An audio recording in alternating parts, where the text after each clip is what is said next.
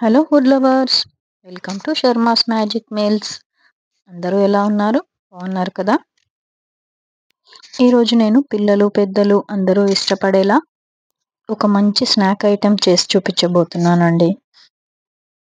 అదేంటంటే అలసందలు మరియు తోటకూరతో కలిపి మసాలా వడలు చేయబోతున్నాను.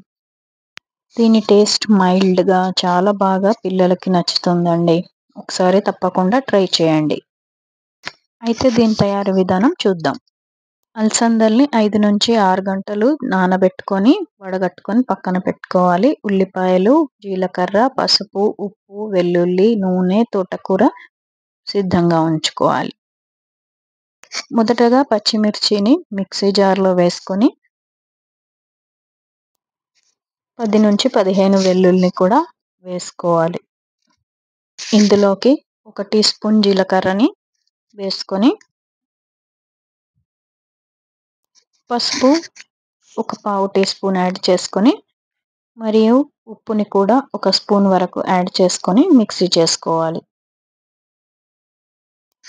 ఈ పచ్చిమిర్చి పేస్ట్ని పక్కన పెట్టుకొని మరొక మిక్సీ జార్లో నానబెట్టుకొని వడగట్టుకున్న అలసందల్ని వేసుకొని ఇందులో రుచికి సరిపడా కొద్దిగా ఉప్పుని యాడ్ చేసుకొని మరి ముద్దగా పేస్ట్లా కాకుండా కొద్దిగా బరకగా గ్రైండ్ చేసుకోవాలి. ఈ విధంగా మొత్తం అలసందల్ని బరకగా పేస్ట్గా చేసుకొని ఒక బౌల్లోకి తీసుకోవాలి. అక్కడక్కడ అలసందలు తగులుతూ ఉంటే నూనెలో డీప్ ఫ్రై చేసినప్పుడు కరకరలాడుతూ బాగుంటాయి. రుబ్బి పెట్టుకున్న అలసందల మిశ్రమంలో సన్నగా ఉల్లిపాయ ముక్కలను తరిగి వేసుకోవాలి. ఎంత సన్నగా వీలైతే అంత సన్నగా కట్ చేసుకొని వేసుకోండి. మసాలా వడలలో ఎప్పుడు ఉల్లిపాయ ముక్కలే టేస్ట్ని ఇస్తాయండి. అందుకే కొద్దిగా ఎక్కువగా తరిగి వేసుకోండి. ఉల్లిపాయ ముక్కలు వేసుకున్న తర్వాత ముందుగా మనం శుభ్రంగా కడిగి కట్ చేసి పెట్టుకున్న తోటకూరని కూడా ఇందులోనే వేసుకోవాలి. తోటకూర కూడా కొద్దిగా ఎక్కువగానే వేసుకుంటే బాగుంటుంది. ఇప్పుడు ఇందులోకి మనం ముందుగా రుబ్బి పెట్టుకున్న పచ్చిమిర్చి మిశ్రమాన్ని కూడా వేసుకోవాలి. అన్నీ వేసుకున్న తర్వాత మిశ్రమం కలిసేలా బాగా కలుపుకోవాలి. మనం రుబ్బి పెట్టుకున్న మిశ్రమం కొద్దిగా పల్చగా అయినట్టయితే ఇందులో కొద్దిగా బియ్యం పిండిని యాడ్ చేసుకోండి. లేకపోతే డైరెక్ట్గా ఇలాగే వేసుకోవచ్చు. ప్రత్యేకించి బియ్యం పిండిని యాడ్ చేయవలసిన అవసరం లేదు. ఇప్పుడు నూనె బాగా హీట్ అయ్యాక ఇందులో వడల్ని ఈ విధంగా వీడియోలో చూపిస్తున్నట్టుగా ఒత్తుకొని వేసుకోవాలి. నూనె మరీ బాగా వేడెక్కినట్టయితే స్టవ్ సిమ్లో ఉంచుకొని చేసుకోండి. లేకపోతే పైన క్రిస్పీగా లోపల మెత్తగా అలాగే ఉండిపోతుంది. ఈవెన్గా కుక్ అవ్వాలంటే మీడియం ఫ్లేమ్లో ఉంచి వీటిని వేయించుకోండి. ఈ విధంగా స్లోగా కుక్ అయితే టేస్ట్ చాలా బాగుంటుంది.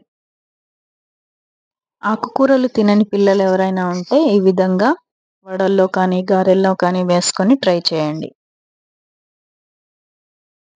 ఈ విధంగా స్లోగా లో ఫ్లేమ్లో కుక్ అయిన తర్వాత వీటిని తీయవచ్చు.